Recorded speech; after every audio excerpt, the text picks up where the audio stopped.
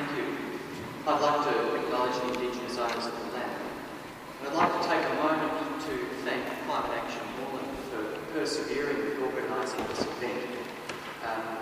I think this issue, climate change, defines us, and Climate Action Moreland are the people who've really stepped up and persevered despite a lack of interest from the other major political parties on this issue.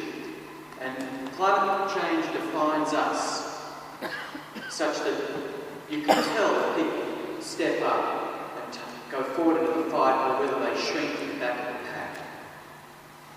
And we all know, and we've heard about the slowly increasing and devastating effects of climate change on ecosystems, on forests and reefs and fish stocks, and on the water cycle, on rainfall and ice caps, and on agriculture, and on human health.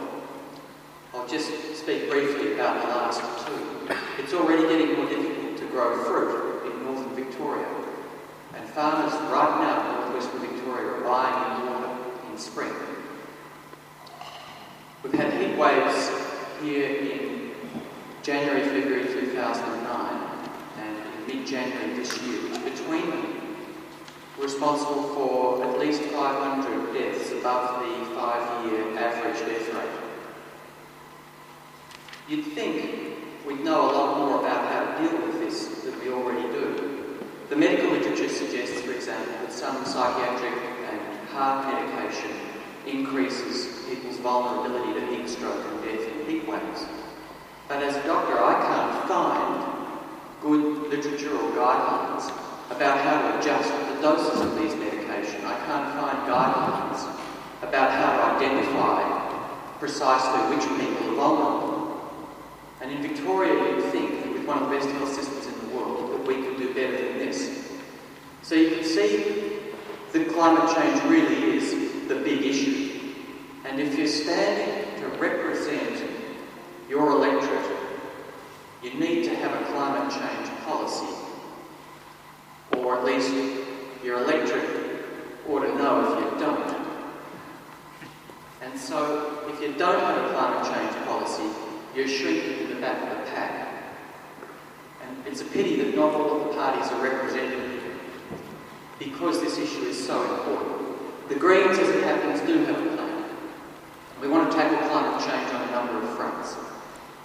And we want to reduce Victoria's carbon emissions. We want to switch Victoria from being one of the leading parts of the world in terms of carbon emissions to being a leader in reducing emissions. And we want to use that leadership to persuade other states and other nations to reduce their emissions. We want to use opportunities such as the one completely lost by Tony Abbott last week in Brisbane, shamefully so.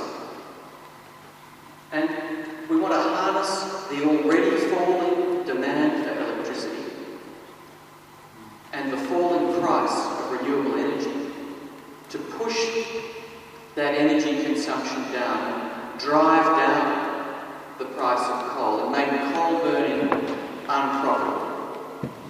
There's already talk that power stations like Hazelwood risk becoming stranded assets, and the sooner, as far as we're concerned, the better.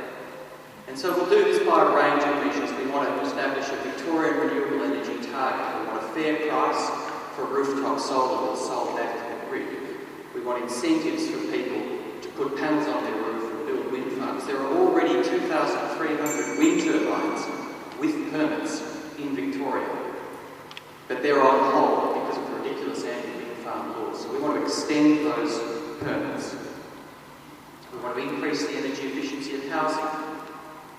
We want to cancel the East-West link and put that money into running more trains, trams and buses more often. We want to get organic waste out of landfill, redeploy workers from coal mining, ban new coal mines and coal exports. The Greens got to within about 1,200 votes of winning Brunswick in 2010.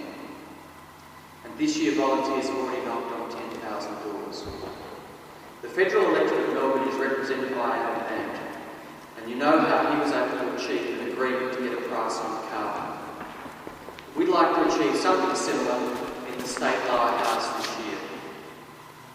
So the Greens aren't just ticking the climate box. We're standing up and taking the fight to climate change.